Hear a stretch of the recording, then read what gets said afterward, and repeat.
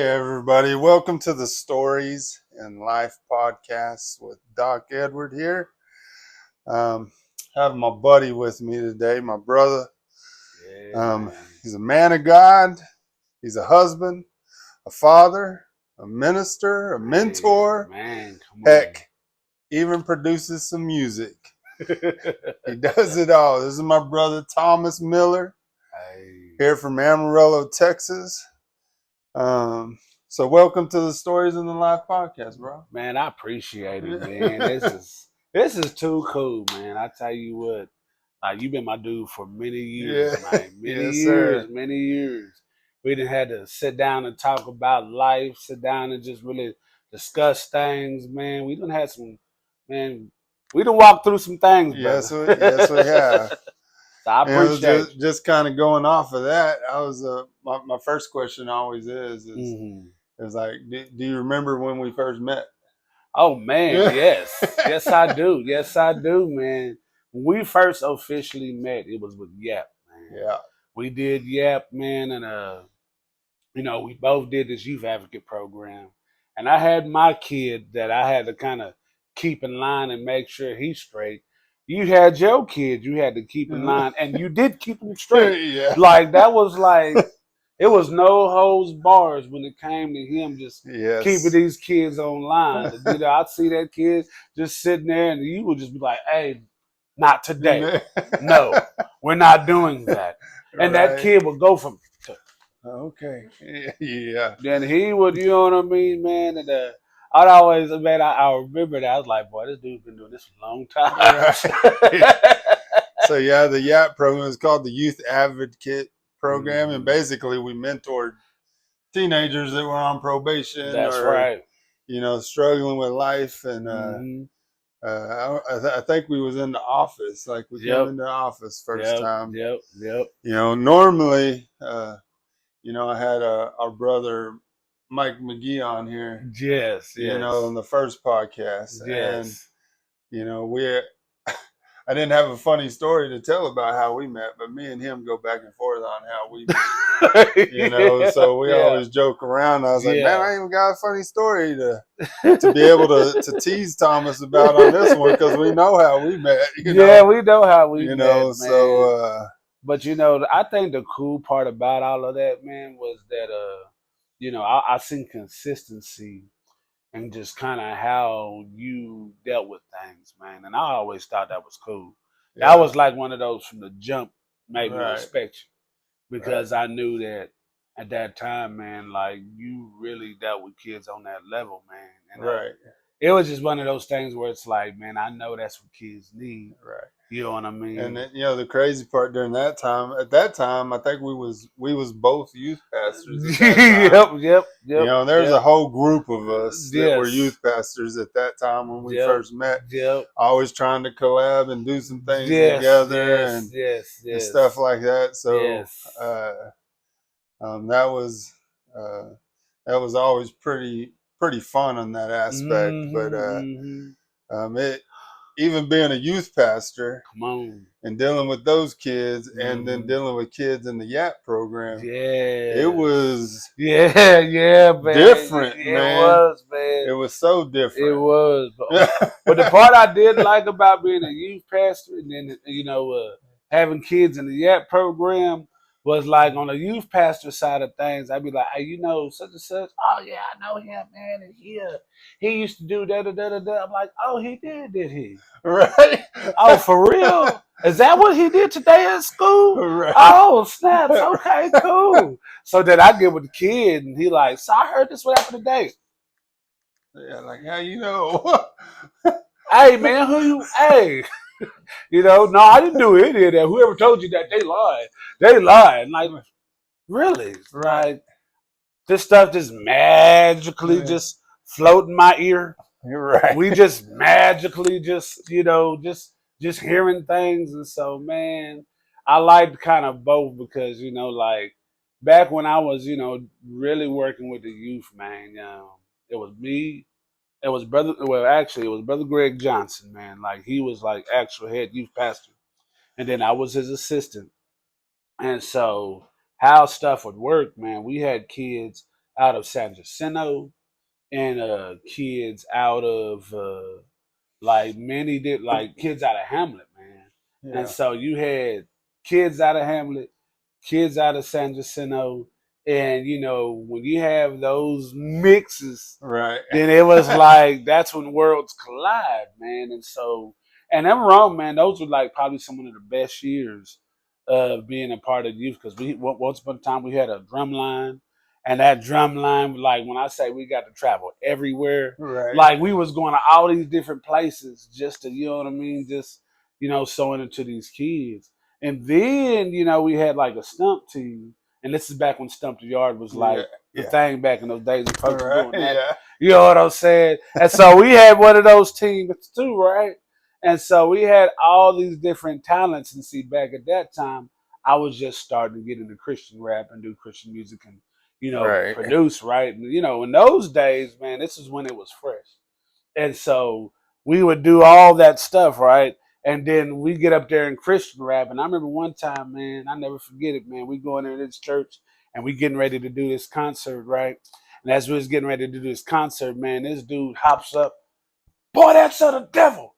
How y'all let this abomination go on in this church? That's from the devil. And boy, that dude would come so off until, man, the ushers and them escorted that dude, like really held that dude and was taking him outside.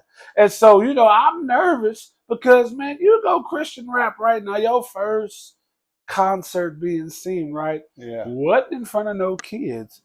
You was the youngest thing there, Right. and everybody there was like 60 and up. So it's like, what do you do with this? Right. You know what I'm saying? Yeah. I think I told you about one time, like the first time we took our youth worship team, because some it was like a I think we'll go to denominations. Let's not go there. But, Yeah. they wanted to get into more contemporary worship. Yeah. And so they had invited our youth group worship team out to do things for them at their camp.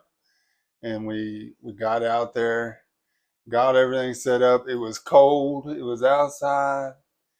And then when we tried to get them engaged in worship, they didn't want to do it. And I mean, they were just sitting there and talking with their friends. And I'm not talking about just whispering. I'm like, they were sitting there having full on conversations over us worshiping. And so I kind of interrupted and tried to direct them into what this type of worship was. And I stepped off, and the pastor from there pulled me aside and like chewed me out because that's not what worship is. That's not what this is. You can't make kids get into worship. And I'm like, well, if you don't teach them how to get there, Yeah, no, that's and right. you're asking me, and like my young kids who are the same age as your kids are sitting there going, what are we doing wrong?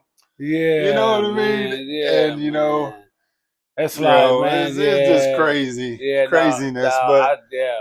But going back to working with teens and stuff, we're a lot older now. Yeah. And we still like to divvy into the teens some, but I think one now, of our, man. I think we fathers now, man. And but one of the cool things, and I want to hear some of your experiences on this. Go ahead. So some of them kids we had in the youth advocate program, how many of them still reach out to you? How many of them?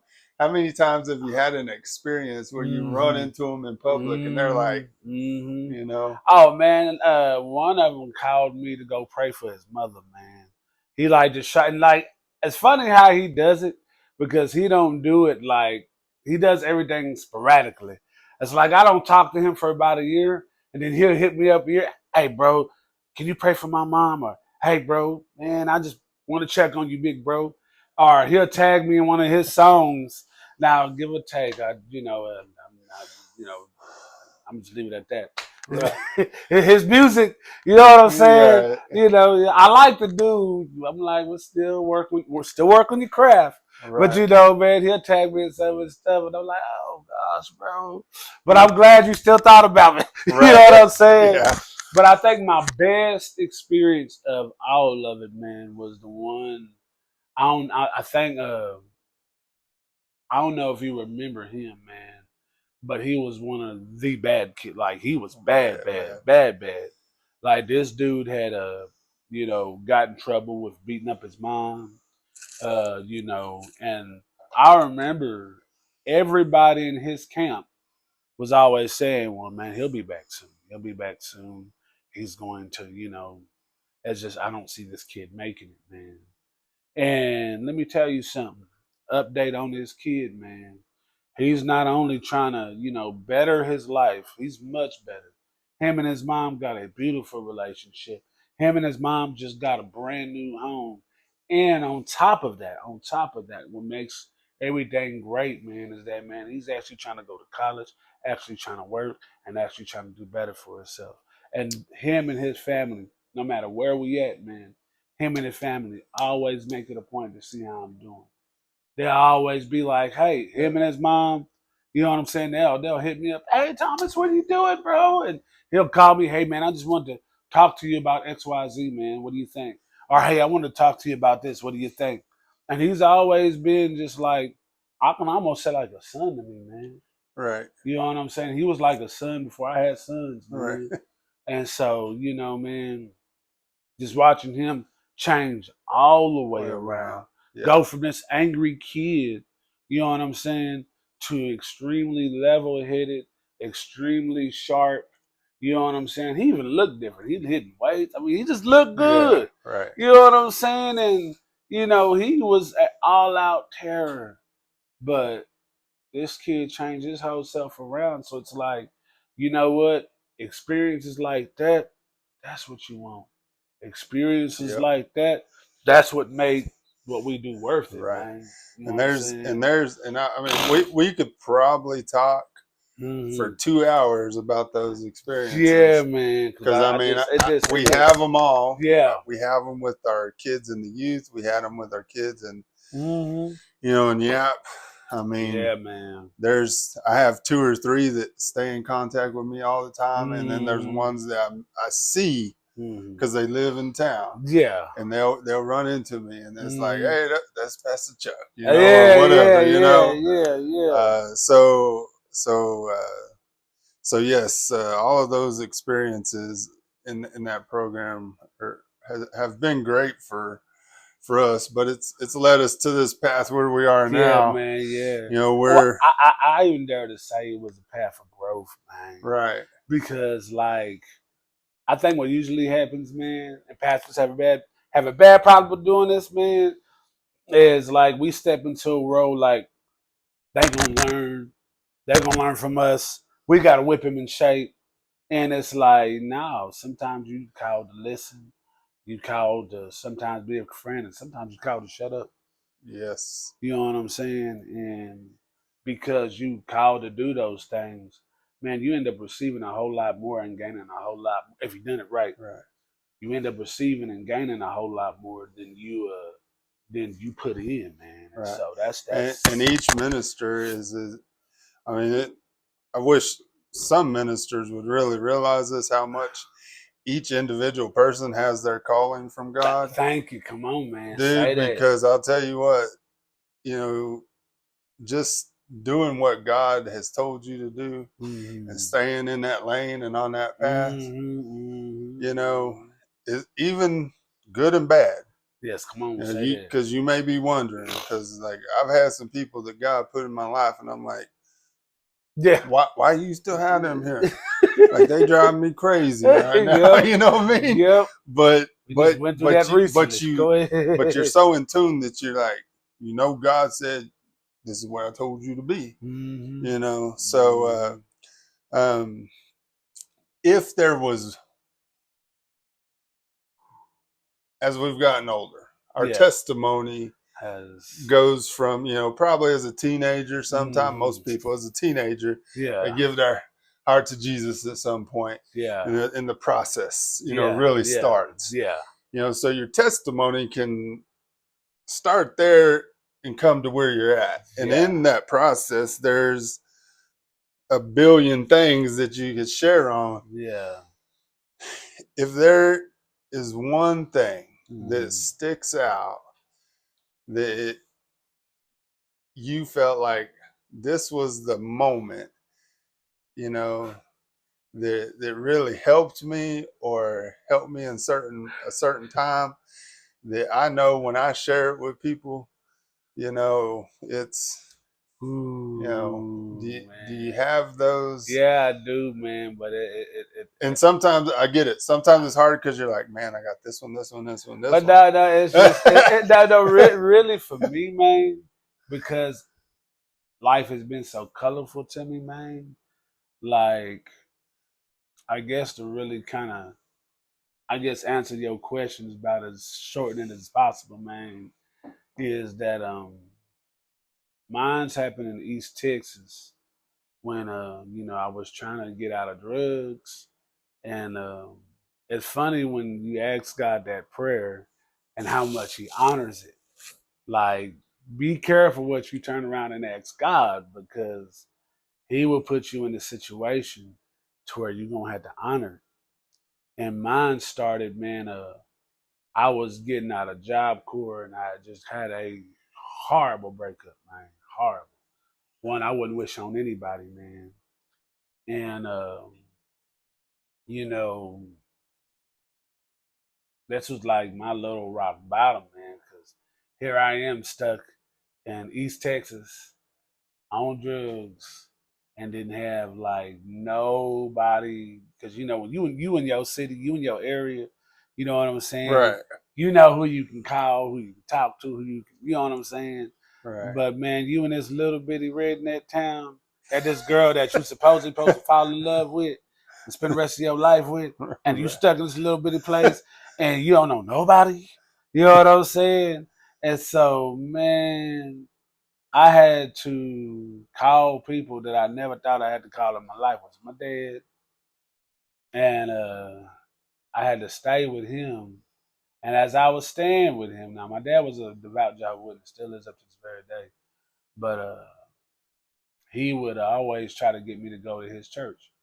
Now I went to his church, but I just wasn't feeling it, man. And at this time, I was going to labor readies, all that fun stuff, right? Yeah. And I remember this dude. Now this is the dude out of everybody that really touched me to this very day. And I don't even know. Like he was in Tyler, Texas, and there was this dude they called the Hireman Fireman. His name was Steve, and he was a youth pastor. His name was Steve. He was an ex drug dealer. Dude was an ex drug dealer, man. And all three experiences with this dude was just changed my life. I ain't gonna lie, it changed my life. First experience, man, was when I was at Labor Ready, right? And I'm over here asking God for. I literally stood in front of Labor Ready and asked God for a job. Like I'm like, God, listen, like man, I still had my old drug dealer clothes, but Right, I was right. still just out there, man. And this dude pulls up, and this is back when like 24s and all those Yeah, things, Crown Vics. yeah. Those are those are things of road, right? And so this dude pulls up right in front of Labor Ready, and I got you talking to God. I'm like, God, man, I gotta get a job. You gotta do something. Like you just gotta do something. That's what I said, right? So the fool pulls up, and he's like, Hey, man, you too good to work or what? You too fly to be out here. What you doing? And that was the only clothes I had, so I was just like, all right, let's go up here to this dude, check him out. He says, Hey, man, hop in, man. I got a job for you.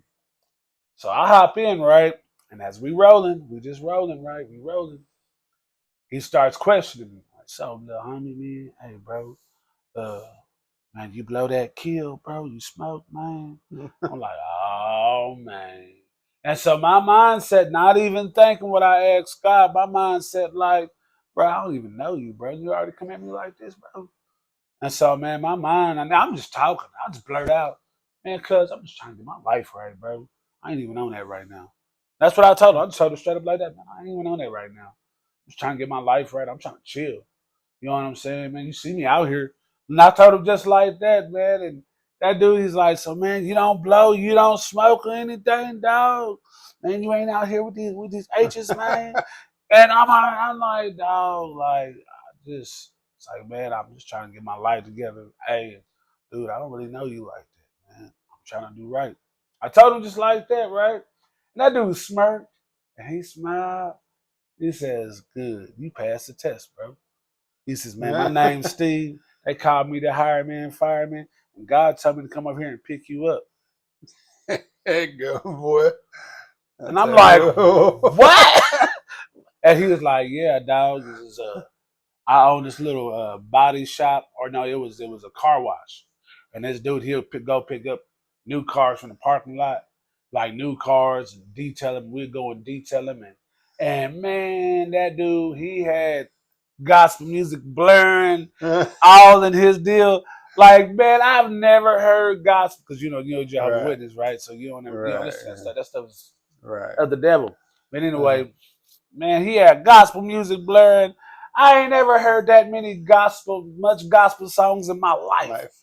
You know what I'm saying? And so he's got that going and blaring, and we working at his shop. And I actually got pretty good at his shop, like where I'm doing these cars, making these cars immaculate, man. And then, so he sets me over there with his cousin, right?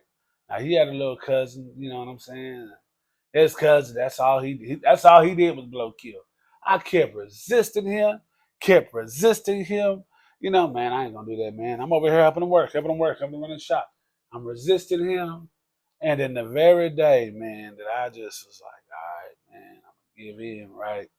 Like this, when I say this was a God thing, y'all, like, cause I told God I was gonna quit. I'm not gonna do that no more. Right. Man, the minute, cause he over there passing it, right? My back is turned like this, right? And we in the shop, and man, that dude right, he do this here. I grab it,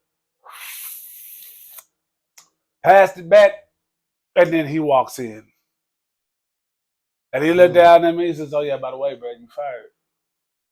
And when you done, go to check and get your out. When you done here, I'll pay you for the rest of the day. But when you done, go to the office. I mean, just like that. I mean, when I say it happened so daggum fast that I didn't even know, I couldn't calculate it. You know what I'm saying? Like, it happened so fast. And so when that had happened, man, I'm sitting there trying to hold that in. And it was just like, and then it was a little Jewish dude there. He was like a black Hebrew Israelite, but now give or take. I may not agree with what he agreed with, but that day that brother spoke some truth. That brother, man, he pulled me aside and he said, "Dog, listen." He said, "Man, God real, bro, and I know you feel him right now." He said, "Man, dog, God been after you, man," and he said it just like that, man. God been after you, man, and man, I think this was allowed for you to see how real he is, bro. Don't you know he trying to call you, dog? Young brother, you need to go ahead and step your game and step yourself right, bro. So that way you can change. And man, he said those words right there, and I just felt like the power of God just go bow. Like when I say the power of God hit me so hard right after he said that, man, I just sat right there, man, and I'm out here. I'm walking home. I'm crying. Right. I'm just like, ah. But man, I walk home, man, and I just picked up my Bible and just started reading, man. I started reading, kept on reading. And that dude, man, I got to talk to him again. He was like, listen, we all make mistakes, bro. He says, but man, I mean what I say, and I say what I mean, man. You got to get yourself together. And you're not over here just be playing around. Brother, you over here to get yourself together. And that's the way he told me. I'm just like, man, you know what I'm saying? And, he went on ahead and hired me back at the shop, man. But, he kept me at his shop and away from his cousin. But he told me, he was just like, man, I know you believe in that Jehovah Witness stuff, man, but this right here is real. And this right here, like that's the way he talked. He was like, man, this right here, you know, this right here is the type of stuff that's gonna save you. It's gonna change your soul. It's gonna change your life, bro. And he would just sit out there and talk to me like that, man. I just remember, I'm just like, man. And so I kept on trying to do this Jehovah Witness thing until I just couldn't, man. I just couldn't. Yeah. Because none of it was making no dang me sense. Right. I tried to come back to Amarillo, man, because, trying to find a job down in East Texas was scarce. I'm walking the labor ready all the time. I'm trying to do this all the time. And I just couldn't find no job, man. And so I ended up moving back to Amarillo, man. And again, God did it again, man. I sit right there, man, and this time, you know how you come back and you kind of run into your old friends. Yeah. And so I did. I ran into a couple of my old homies, and I got back to kind of getting high a little bit, man. But I was still going to this Jehovah Witness church. Got back to kind of, not too much.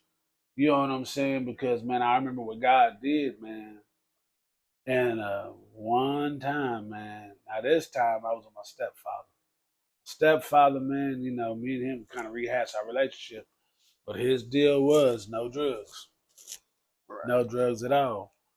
What happened again? He pulled up on me, man, rolling something. And he goes straight to the room back there. It was quiet for a little bit. Then he came right back out and he says, all right, dog, I'm going to tell you this. He says, Friday, I don't know what you're going to do, but you better pass this drug test. He said, cuz I know what you was in here doing. He says, man, I told you I don't play, bro. He says, man, you can get back out there on the streets. I don't care less. I told you I'm not playing, man. And so, man, craziest thing ever, man. I'm back talking to God again. Like, oh, man, God, man, I just, I need help. Blah, blah, blah, blah, blah. God, I talked to God just straight up. Like, just straight up. Right. Just like, okay, God. I talked to God straight up. Well, not to completely interrupt, but That's good. through the process of this story, Mm-hmm. Anybody who's listening, you can still see where God has allowed the Holy Spirit to be there with you through the whole process. Man, yeah, man. And I think sometimes people forget that the Holy Spirit and God is always working through the process, and He's That's still it, there. yeah, exactly. Even And though you don't look like it some right people then feel, and there. you You the don't look. world's a wreck. Yeah, man. Well, people can always look and say, "Oh, well, man, just because he do this here, he do that there, right. like God ain't planting the seed." Cause I'm living proof of that. The God was sitting there planting the seed, man. Right. You know what I'm saying? Through that whole process, because man, that Friday came, guys, Right. and this is no cap. Friday came. Now anybody that know anything about marijuana. How long did that stuff stay in your system? That stuff stay in your system 45 days. Like once you do that there, it's supposed to stay in your system. Man, I'm over here running, dropping ASIOs, trying to do all this here, man, and all that right there, man. And I knew that wasn't going to do a darn thing, man. But I said right there, man, and then Friday came. Friday came. All right, little homie, you know what time it is. And he did his homework, bro. He did his homework. He did his little old, I'm going to see how, I can test this. I can do this. I think he was either a CNA or an RN at that time. Yeah. And made me pee in that cup. And I'll be darned, y'all. Like, my pee came up clean. Well, like when I say my pee came up clean, my pee not only came up clean, but it came up like it showed alcohol, but man, no drugs at all, y'all. And keep in mind, y'all, earlier that week, I didn't tell y'all, man, I still, use a little powder with the smoke. And for that Friday, my pee to turn all the way clean, bro. Wow. I broke and just like, whoa. And so that day, later on that night after that, I did. I had a long talk with God, man. And took all my stuff, man, and I'm just flushed. I was like, you know what? I was like, God, if you can take this away from me for good, like for real, I'll never turn back to this stuff again. So I took it and I flushed it, man. And when I flushed it, man, you know, I've been sober ever since. But here's the crazy part, though. Crazy part of that was that following week, I was supposed, like, I think it was that Monday. Like, I went to Tyson Foods and put an application. I thought, surely, that was a home test. Surely it would show up in they test, right? Right. You know what I'm saying? So I prepared myself. All right, Lord, listen. All right, it's about to go down, y'all. You know what I'm saying? Oh man, it's about to go crazy. And man, I go in there and that lady, and I do the whole P thing, and that lady, all right, you're good. I can't wait to see you Monday. You have a great day. Like, did we? I just, you know what I'm saying? And it was from that point forward, it was like, man, it's funny. God can help me pass a drug test when I'm very guilty. Like, I'm all the way guilty, y'all. Like, it ain't no, you know what I'm saying? Right. And I ain't gonna lie, looking back at that, man, because God did something like that for me, it'd be so easy to say if I didn't pass it, that, Right. you know what, bro, you got what you deserve. You shouldn't have been doing what you were doing. You should have had, lived your life right, and hope you get yourself together. Right.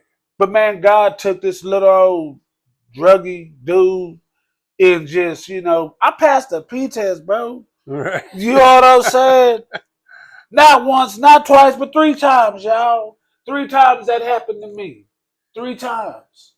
And so, man, it was just like, you know, when you got God doing stuff like that for you, and I'm talking about God cover your dirt for real, Right.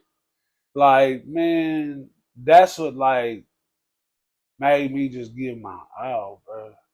Now, am I still a work in progress? You better believe Right. it. You better believe it, man. But, man, to see You God do that be in a my work in life, progress your whole yeah. life. Yeah, The exactly. sooner you realize that, the way better off you'll be. Exactly. Some people think, "Oh, man, I know a lot of I scriptures, so I've I arrived. got through this. I'm good now." No, Yeah. you still got a long way to go. Yeah, man. And so yeah, Man, that's that right there, when I say that changed my life, bro. Like, that made me just give it all to God, because, like, I didn't deserve any of that, man. Which kind of sparked off everything that I started doing. It made me passionate for, a lot of the young people that look like me. right. You know what I'm saying? That might be struggling and going through or coming out of stuff like I am.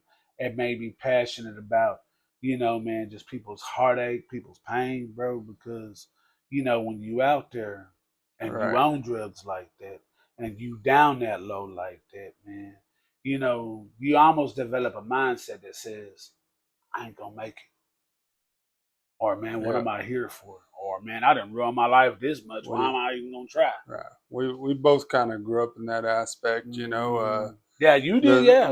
the same, same mentalities, the same, type of neighborhoods, the same,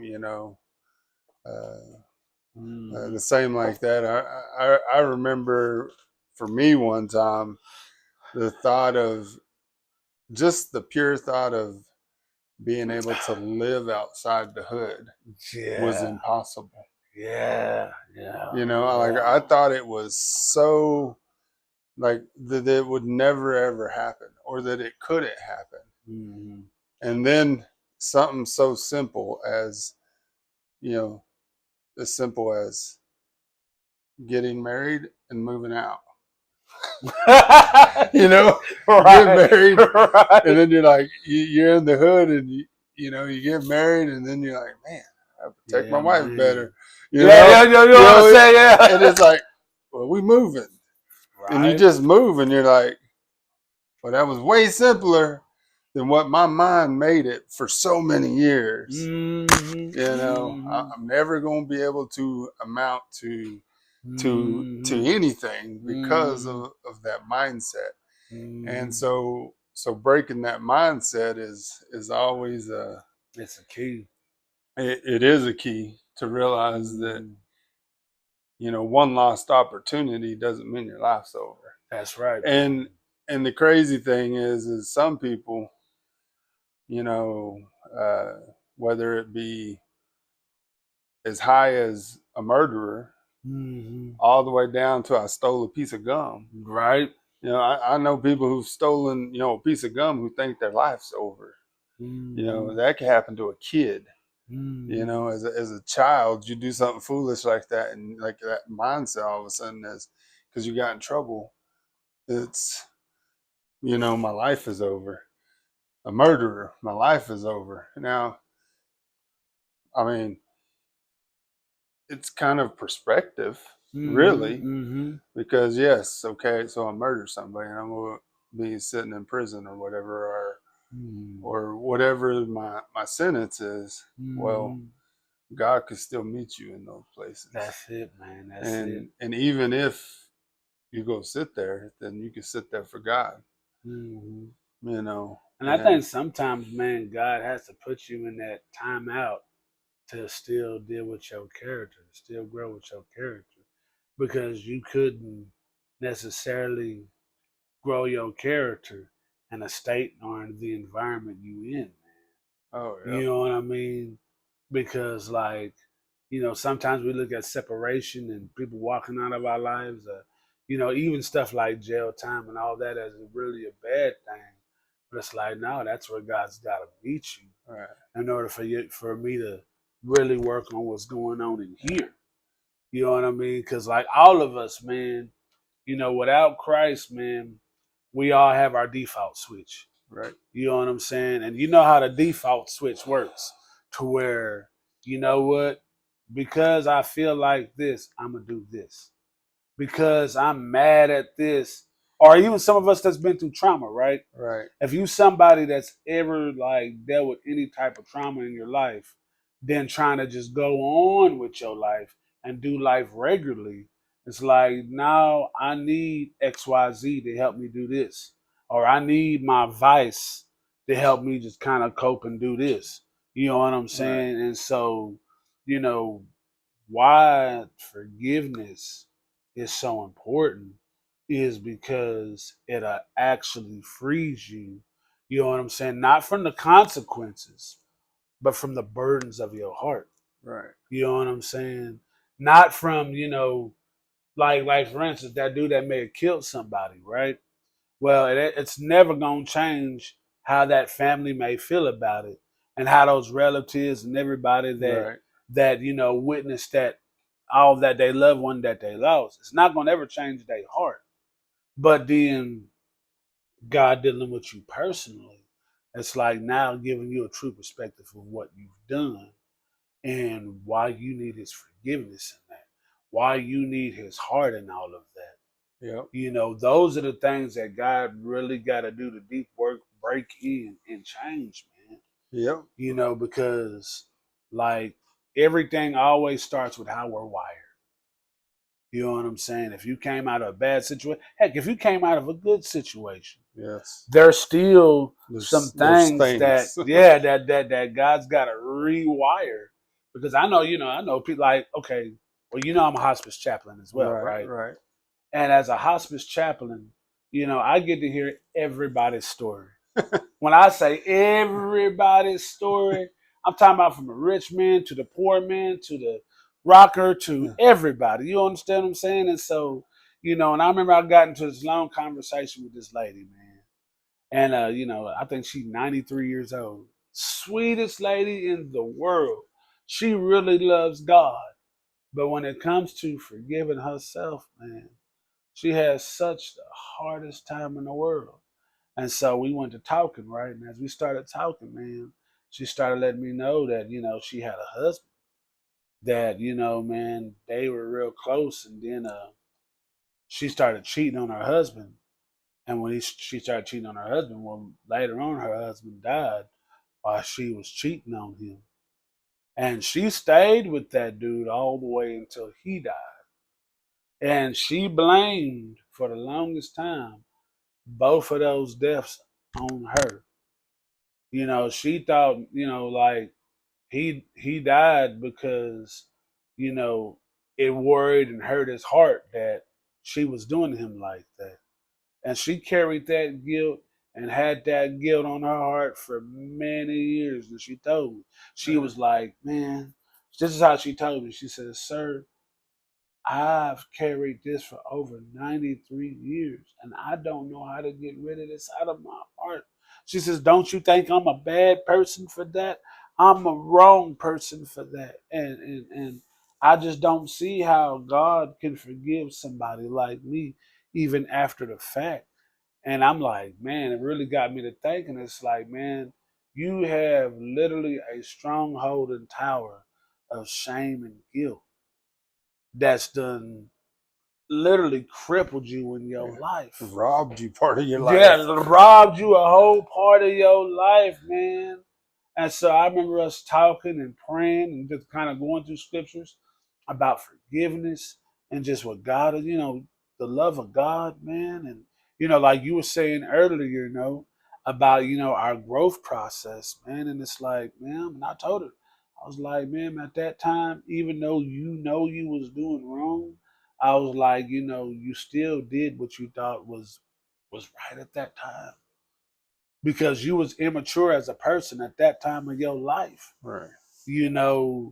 Of course you thought that was okay. Of course thought these things was great because man, that's how you felt and that's how you used to believe at that time. I said anybody can be fooled by sin. That's what sin does. Sin's whole design is to hoodwink you, pull a scheme and get you out of, you know what I'm saying, ruin your life. Right. That is its whole desire. Nobody who's like, and this is my opinion, I'm sorry, but anybody who's caught up in something isn't that they just this horrible person. It's that their belief pattern is wrong. And because their belief pattern is wrong, then how they believe and how they go about life, you can tell them, man, that's the baddest thing in the world. That's wrong. That's awful what you're doing and show all these examples. But when something is sown in your mind and sown in your heart and you think you can't hop out of it, then, man, you're beguiled by that thing and you can't hop out of it. Right. You know what I'm saying? And so, and we had that long talk, man, to where she rededicated her life to Jesus after all those years. And she'd tell everybody, I love my Bible, I love my Jesus. But after all those years, man, right, she kept that as almost like a hallmark saying, well, I love Jesus. He's been good to me, but I understand if he sends me to hell because, man, this is just what I deserve because of my bad behavior, man. And it's like, man, the whole fact that you got to see 93 years of your life and recognize that now means, man, that God's giving you a heck of a chance, man. Right. And again, at 93, you still learning. Exactly, man. So like and I know we've said this 1,000 times over the years to each other, and in the world even says like the day you quit learning, you start dying. That's right. That's right. And it's just a fact. No, it's true, man. It's true. You're going to be learning your whole life. Mm-hmm. You're gonna learn new things, new jobs, new everything, new people. Yeah, right. New situations. My gosh, man. So when you made it back to Amarillo, mm-hmm. And got into to living here, mm-hmm. Did you? You said you're still going to the Jehovah's Witnesses church stuff. Yeah. At what point did you find, you got the job? Yeah. At what point did you start making the transition did you Well, funny to a thing. Christian church, or Well, funny thing. Ben, you asked a great question. My brother at that time, man, and this is where my brother Damien. Damien? Okay, yes. Thank God for him, man. Straight up. Sorry. Yeah. But man, my brother Damien, man, was hooked up with this little church called Greater Love. And there was a lady that was witnessing to my brother, through while he was in prison. And she would write him letters, let him know, man, I love you. I'm thinking about you. Let him know we love you. We want to make sure you okay.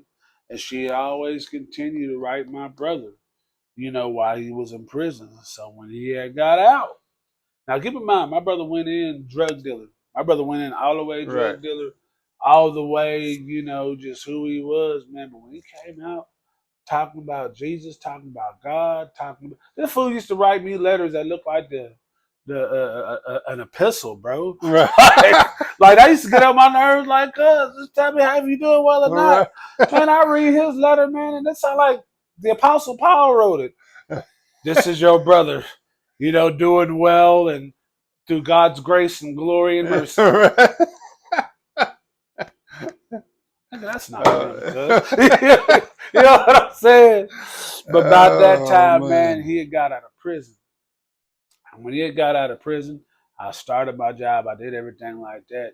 And my brother, man, he just had so much Jesus on him, in him, to where, man, you couldn't even smoke a cigarette in front of him. Yeah. Like, I used to be mean, and I blow it in his face just to see what kind of dude he was, just to see what he'd do. Yeah. And he just smiled like, he told me, like, don't do that. You lucky you my brother. Yeah, like, bro, don't do that. Like, I see what you're doing. No, bro. And I'm just like, man, but I remember the presence that he had on him. I'm just like, man, I better stop that, man. I better put that out, man. Or, if I'm drinking something, man, I better put that right there, man. He gonna judge me. He gonna say something weird to me. And so he started taking me to this church called Greater Love, right?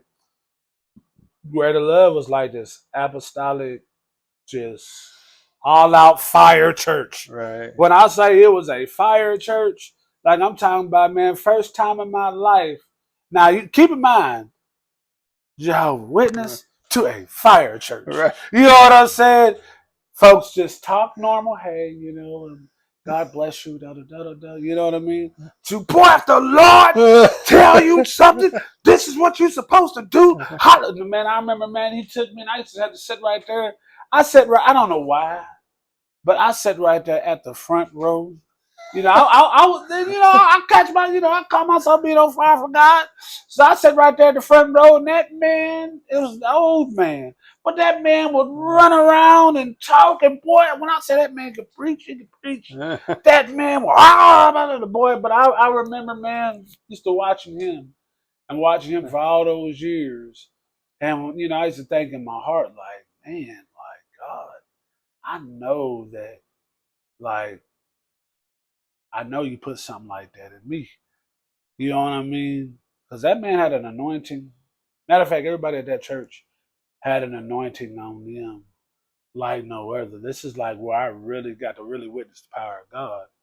Like when this man would really lay hands on folks and you was really out of there. Right. You know what I'm saying? Yep. And so going through that church and going through that process, man, that's where I started like, man, well, I'm going to work in the church. I'm going to start doing things, And my brother, when he took me there, man, I remember, man, we started talking about the Lord and he convinced me to, talk to me. He's like, we talked about baptism and everything, man. And I remember, man, like after we had that conversation, I committed to getting baptized. I said, okay, I'm going to get baptized. And I kid you not, man, the day that I got baptized, man, me and my father got into this big old fight. I'm talking about, man, we was throwing pans, all this stuff, man. Big old fight, man.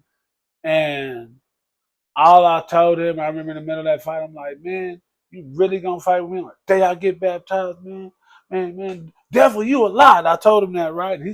This whole demeanor went, phew. You doing what, bro? I'm getting baptized. You getting baptized? Oh, son, I'm sorry, son. All right. I'm sorry, son. Come here, man.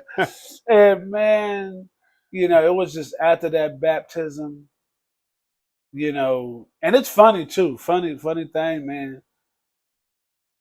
Me and there's another brother. He's getting ordained tonight, which I'm so proud of him. I'm about to go watch him. All right. But me and him got baptized on the same day, and I remember, man, like it's almost like, man, when me and him got baptized, man, it was literally like, man, that's when our ministry started. Yep. Like when our ministry started, when I really started watching God do things, like, should I say that if there was a happy ending to this story, you know what I'm saying? Ministry started. Our that Friday night Bible study we had, right. That's when that started. Matter of fact, that Friday night Bible study is at least, I want to say, 15 years old. That's how long we've been doing that. And that brother that I just told you about, he would preach. Right. Me and him went off to do the youth ministry, run the youth ministry, man. We went from that to, being ministers. We used to go everywhere, just on site, we gonna preach. Right. On site, we gonna minister. On site, like, that was our mindset. Like, oh, man, God, that person right there might be a potential brother, boy. Hey. Right. And on site, we would minister, man. I even met my wife. Man, because my wife, I knew her in high school. She remembered the bad me. Right. She remembered the throwed me. But when I told her that I was saved and I was living for Jesus, man, and this is when we had the Bible study at that church, man. And I invited her, not thinking that she was gonna come. I heard this faint knock at the Bible study door, like that. I go open the door, and there she was. I'm like, oh man! And so she started going to that church. She started showing up to every Bible study and all of that stuff, man. And from there, man, man, well, y'all know we married now. Right. Married, got kids. Got 3 awesome kids. Man, not only, man, doing that, but I'm also doing music. Still doing music, man. I'm getting ready to drop a single and a video coming out, man. So, man, I can't wait till that come out. It's our little single. It's called Love Being Saved. I can't wait to get that out there, man. It's going to be nice. Been working with Ghost Productions, you know what I'm saying? Getting our music going, and even my fellas at 316, man, those guys, man, just watching them do the unis in the communities and doing deliverance, it's been amazing. And man, it's just God's been growing what we've been doing, man. Right. That's just to sum it all up. Right. Like God's been moving in ministry, man. So it's been a blessing. Well, I didn't have to ask you the last question because the last question was going to be, what do we get to look forward to from Thomas Miller? But you just went ahead and answered it. So, as we try to close this thing out, because I know me and you, we could probably sit here and talk for 2 days. Yeah, we friends, and give y'all enough, enough stuff to think about and stuff. But I'll tell you what. I'll have you on again. Because, anytime we get together and have a conversation, it's gonna be different. It's gonna be fun. It's encouraging. Yes. And things like that. It's always a blessing to, as busy as we both are. So we used to be able to meet every so often. And now it's like we go a month and be like, hey, you doing all right? You good, bro? Are we? You got some time? Well, maybe next month. Yeah, man. But it's good because we don't have to see each other every day to know. When we meet up, it's like, man. Yeah, we just brothers, man. That's just how brothers rock, man. Like I ain't got to be in your face all the time. Right. Hey, buddy, you okay?